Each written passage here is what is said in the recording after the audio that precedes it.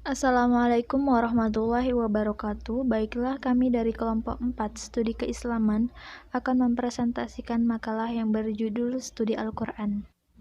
Sebelum memulainya, saya akan memperkenalkan diri. Nama saya Dery Rahmawati sebagai pemateri pertama, dan pemateri kedua yaitu Alifia, dan yang pemateri ketiga yaitu Andinda.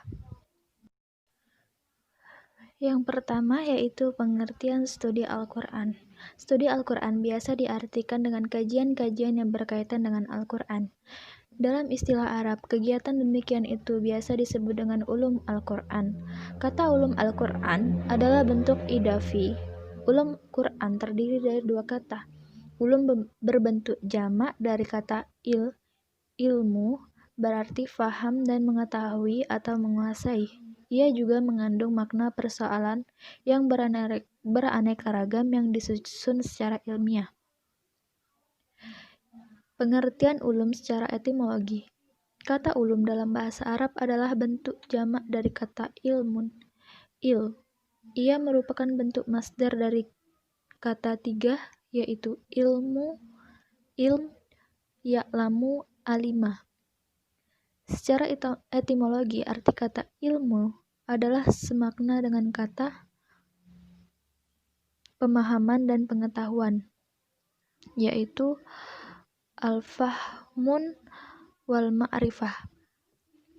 Dan pada pendapat yang lain, kata ilmu juga diartikan dengan kata al-jazm, yang pasti, artinya suatu kepastian yang dapat diterima akal penjelasannya.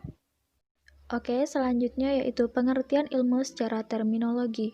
Pengertian ilmu secara terminologi cukup beragam sekali, sebab pengertian tersebut selalu diwarnai oleh pendekatan masing-masing tokoh, yaitu sebagai berikut. Muhammad Quraisy Shihab selaku ulama tafsir mendefinisikan ilmu dengan qotihi hafid syai'i ibarok, yaitu mengetahui yang sebenarnya. Menurut para hukama, ilmu adalah suatu yang dengannya memberikan gambaran terhadap sesuatu yang dihasilkan akal atau ketergantungan diri dengan sesuatu berdasarkan ungkapan yang jelas. Para ahli kalam memberi pengertian ilmu dengan suatu yang dengannya ilmu atau seseorang menjadi memiliki sifat yang jelas dan menghadapi suatu perkara. Ketika ilmu diartikan dengan pengetahuan, maka pengetahuan memiliki dua jenis, yaitu pengetahuan biasa dan pengetahuan ilmiah. Pengertian kata Al-Quran secara etimologi. Al-Quran secara etimologi mengandung makna yang berbeda-beda di kalangan para ulama, yaitu Al-Lihyani dan kawan-kawan mengatakan Al-Quran berasal dari kata qara'a, membaca, adalah merujuk kepada firman Allah Subhanahu wa Ta'ala pada surat Al-Qiyamah ayat 17-18. Sesungguhnya atas tanggungan kamilah mengumpulkannya di dadamu dan membuatmu pandai membacanya. Apabila kami telah selesai membacakannya, maka ikutilah bacaannya itu. B. Al-Zujjaj menjelaskan bahwa kata Al-Quran merupakan kata sifat yang berasal dari kata Al-Qara' yang artinya menghimpun. Kata sifat itu kemudian dijadikan nama bagi firman Allah yang diturunkan kepada Nabi Muhammad SAW.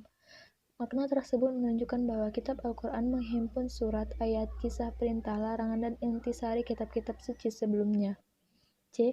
Al-Asy'ari mengatakan bahwa Al-Quran diambil dari kata dasar qoro'in, penguat, karena Al-Quran terdiri dari ayat-ayat yang saling menguatkan. Berdasarkan pendekatan etimologi tersebut, pengertian kata Al-Quran secara terminologi. Secara terminologi, para ulama memberi rumusan definisi yang beragam. Di antaranya yaitu yang pertama, menurut As-Subani adalah Al-Quran adalah kalam Allah SWT yang diturunkan kepada Nabi dan Rasul terakhir melalui malaikat Jibril yang tertulis dalam mushaf dan sampai kepada kita dengan jalan tawatur. Membacanya merupakan ibadah yang diawali dengan surah Al-Fatihah dan diakhiri dengan surah An-Nas. Yang B, menurut Az-Zarqani adalah Al-Quran adalah kalam Allah yang mengandung mukjizat yang diturunkan kepada Nabi Muhammad SAW, tertulis dalam mushaf, dinukil dengan cara mutawatir, dan membacanya adalah ibadah. Selanjutnya yaitu pengertian ulum Al-Quran secara etimologi. Sebagaimana dijelaskan di atas, ungkapan ulum Al-Quran telah menjadi nama bagi suatu disiplin ilmu dalam kajian Islam. Secara bahasa, ungkapan ini berarti ilmu-ilmu Al-Quran. Selanjutnya yaitu pengertian ulum Al-Quran secara terminologi. Secara istilah terminologi, para ulama telah menemukan definisi ulum Al-Quran dengan redaksi yang berbeda-beda. Di antaranya, yang pertama yaitu Az-Zarqani merumuskan definisi ulum Al-Quran sebagai berikut. Beberapa pembahasan yang berhubungan dengan Al-Quran dari segi turunnya, urut-urutannya, pengumpulannya, penulisannya, bacaannya, penafsirannya, kemukjizatannya, nasih dan mansuh, penolakan terhadap hal-hal yang bisa menimbulkan keraguan terhadapnya, dan sebagainya. Yang kedua yaitu Manna Al-Qattan mendefinisikan sebagai berikut. Ilmu yang membahas hal-hal yang berhubungan dengan Al-Quran dari segi pengetahuan tentang sebab-sebab turunnya, pengumpulan dan urutan-urutannya, pengetahuan tentang maki dan madani, nasih dan mansuh, muhkam dan mutasyabih, dan hal-hal lain yang ada hubungannya dengan Al-Quran. Kedua definisi di atas pada dasarnya sama, keduanya menunjukkan bahwa ulum Al-Quran adalah kumpulan sejumlah pembahasan yang ada hubungannya dengan Al-Quran, baik yang ada di sekitar Al-Quran maupun yang ada di sekitar Al-Quran.